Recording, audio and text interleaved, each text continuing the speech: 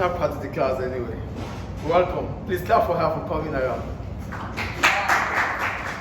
So you can't clap, huh? So we welcome you to the class though. So it's a business class.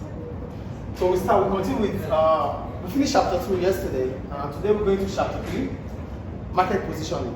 When we talk about market positioning, we're talking about the perception of customers about our products. That's what market positioning is. You know, your position, oh, number 1, number 2, number 3. This is a position given based on people's opinion, yes or no? So, the opinion of customers regarding a brand, regarding a product, that perception they have for our product, for our brand, is called market positioning. So where do they place you? Because consumers are the ones that are going to place you where you are supposed to be. So market positioning is basically about the perception, what customers think about where you are when you are being compared to your competitors. So you have a position because that market is competitive. You're not the only business in that market. So other businesses are there.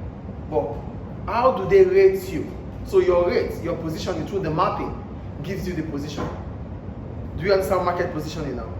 The perception of customers about your product, about your service, when compared to those of your competitors. That is market positioning. But before we go deeply into market positioning, we're going to start with product and market orientation. Why do we call it product orientation? We call it product orientation because this business, the only thing it thinks about is the technicality of the product. It's going to put all emphasis, it's going to put all strength to make sure the product is produced. And as soon as the product is produced, the business believes customers will come. Get the point here? It is called product orientation because emphasis is on the product itself. So like motorbikes, like cars, they don't make research before making the product. The product is made, they believe that customers will come for the product. Do you understand market or product orientation now? So it's a strategy businesses use to make sure the product is more technical.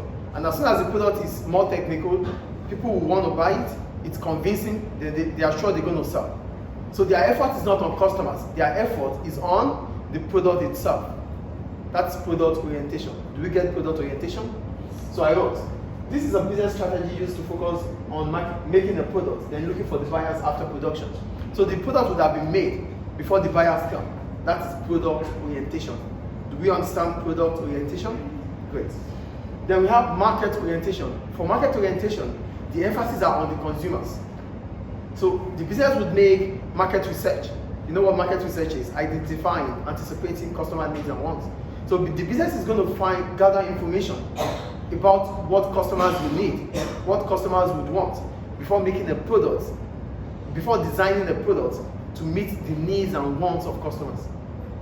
Do you get it here? Emphasis is on customers for market orientation. So it is done by market research. So before the product is being made, businesses would have gotten a lot of information in the market through their research before producing the product. That's market orientation. Do we understand market orientation? Emphasis on market research. That is market orientation. For product orientation, the focus is on the product itself. Do we understand the difference here, please? Great. Any question? No, okay. So we're going to the advantages of market orientation here. Most of the businesses in the world, they mostly do market research because you need to know the customers are king. Without the customers, we won't be able to sell. So it's important to know, it's important to know that it's important that you produce goods and services that customers want to buy. Because if you are not producing goods and services that customers want, then you might not be selling. So most of the time, it's important to make research so that you won't be losing out and you'll be ahead of your competitors. So what are the advantages of market-oriented business? Number 1, it can respond quickly to changes in the market condition. The market is dynamic, so there are always changes in the market. Yes or no? Things will not remain the same. That's the reality. So as a business that is market-oriented, because you are able to gather information, you have access to information in the market. So whatever changes that might occur in the market, you will be ready for it. That means you will be able to respond. But when you don't have information, when you don't have access to those information, you wouldn't even know the changes that are happening in the market. Do you get what I'm saying or not? A business that is market oriented, the first advantage it has is that it's going to be able to respond quickly to market changes in market situation. Why? Because it has access to information. It's not when you have information, when you have access to information, you can react, you can act towards those information. So your response will come because you have deep down information, in-depth information about the market. Do we understand the advantage here? A market-oriented business has more information because it's able to do market research. So that information it has would allow it to respond quickly to any market changes. Is it clear? The second one, it can adapt to increasing competition in the market. The market conditions will change based on customers. New businesses might come into the market, but because you are ahead of your competitors, whichever business that is coming, you'll be prepared for it. Get the point?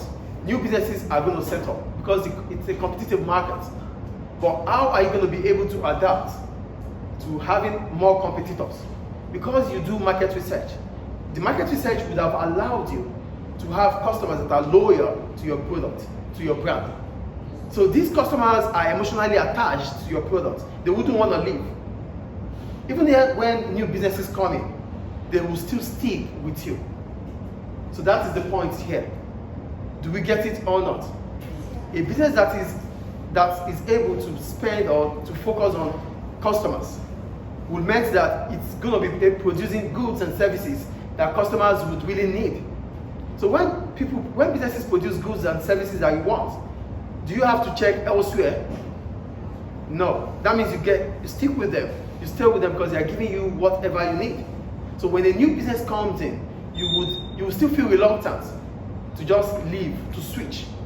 So because you feel reluctant to switch, based on the fact that you are emotionally attached to the product or to the brand, will make the business to remain, competitive. So doing the market research, sit down properly, please. Doing the market research means you have the ideas, you have your customers in mind. You are producing things you have identified, you have anticipated what they wanted, and you are always providing it for them. So they don't have any other reason to leave for your competitors. A new one or an existing one would not be able to get your customers because you are up and doing with what you are doing. Do you understand the second point here? Market research allows you to identify and produce goods or services that are designed based on customers' specification. This means customers will stay with you. So you're going to have customer loyalty because of market orientation. So new entrants, new businesses would not be a threat to you. Do we get it? The third one, it will be able to anticipate changes that may occur in the market. Because you do market research, you will be able to predict what the future holds in that market. How are you going to be able to predict that? When you do market orientation, when you do market research, you ask questions from customers, you ask questions from potential customers.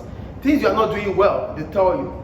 Things you need to improve upon, they let you know. Then you make improvements on it, yes or no? So the improvements you make allows you to anticipate the changes. So, customers, this is what they don't like about our product. So in the future, they will stop buying our product if we are unable to make improvements. So you already know. So being able to know at hand allows you to prepare for the future.